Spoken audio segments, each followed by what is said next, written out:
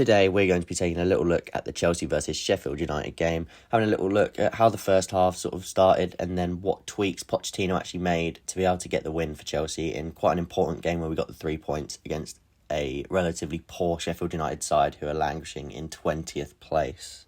On screen now is the starting lineup from the game. Cole Palmer starting in the 10, Sterling and Mudryk on the wings, Jackson spearheading the side, and a pivot of Caicedo and Gallagher with, of course, that back four of all four natural centre-backs.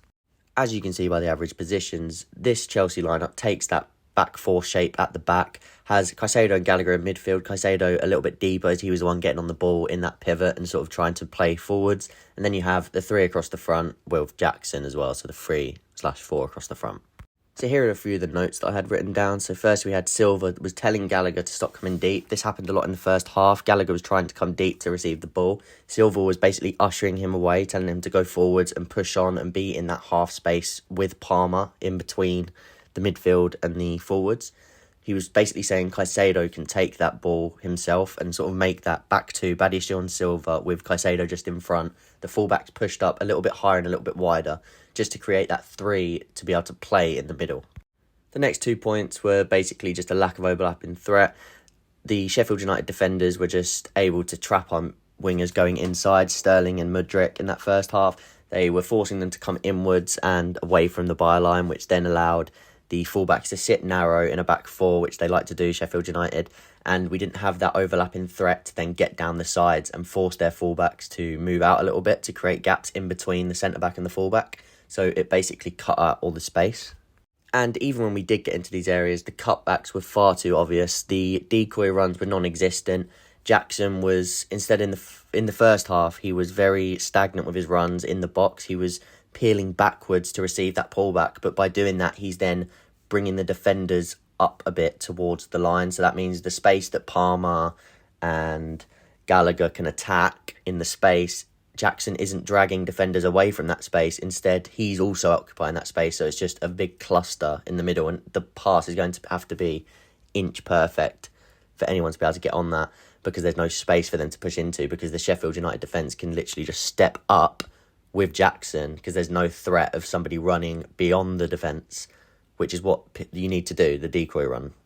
The last few points on screen are just emphasising who was really good. Caicedo and Gallagher were excellent. Our best chances were coming through central turnovers where we were counter-pressing with them two leading the counter-pressing central areas, winning the ball back, intercepting the ball and launching the attack from there.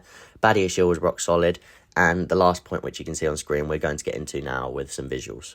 So the second half adjustment from Pochettino was to bring Sterling into the 10 position and Palmer out to the right. But how did that affect the game going forwards? As you can see, I've just put on screen the Sheffield United sort of narrow back four with the three midfielders in front. And I'm now going to show how Sterling and Palmer's movement and switching them over, having Sterling more central and a little bit more advanced and Palmer on the right able to drift in, how that affected the game.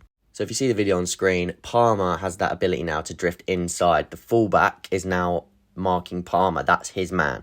So Palmer is going inside, and this is drawing the fullback sort of into that narrow area where he wants to be anyway. And they're all now thinking, where's Palmer? This pivot player now is more occupied on Sterling because he's there. So when they make that crossover run, Sterling to come outside, Palmer to go inside, that midfielder has to make a decision, and it is going to leave one of the two with extra space because of those split-second decisions they have to make.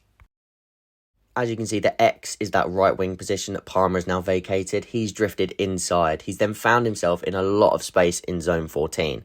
Sterling is now peeled back off to the right. And as you can see, if you just look at the eyes, if you want to pause on screen and just look at how many people are looking at the ball rather than the players, they're all focused on where Palmer's now vacated to. He's in this area. The midfielders' hands are in the air. They don't know where to mark because Palmer's movement to come inside, Sterling's gone outside. They're unsure whether to man mark or to just mark their zonal areas. So this has left Palmer with loads of space in zone 14. Sterling's peeled off to the right, allowing Palmer to slot that ball into Sterling and give him that chance to attack the box, which we're going to see here. So here you can see he's attacking the box. And again, pause the video and look how many people are focused on Sterling. The fact that these rotations have been caused, the fullbacks, the pivot players, they don't know where to go. They've forgotten where they're marking. They've unsure whether they have to pass that man on because it's changed from the first half. In the first half, they were very used to who they were going to stay with. And now that you've asked them this different question, their marking and their positional awareness has gone out the window.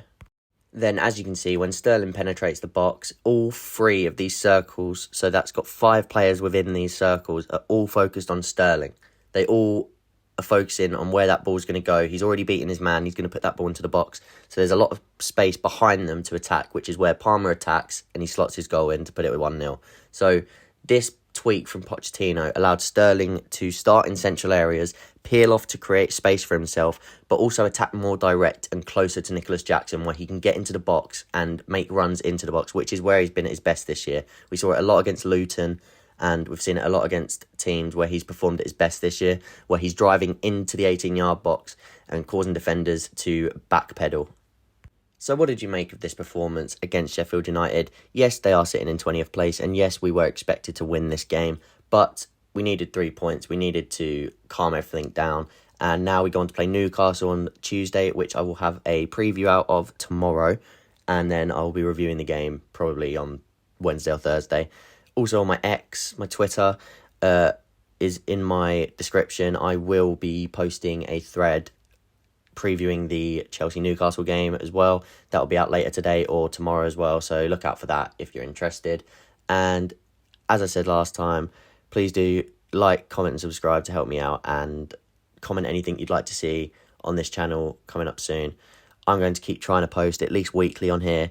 On my TikTok, I'm just trying to post sporadically as much as I can, and on X, I try and post as much as I can anyway. So, hope you've enjoyed. Let me know what you thought. Let me know what you think of this game, and let me know what you think going into the Newcastle game, and I'll see you guys next time.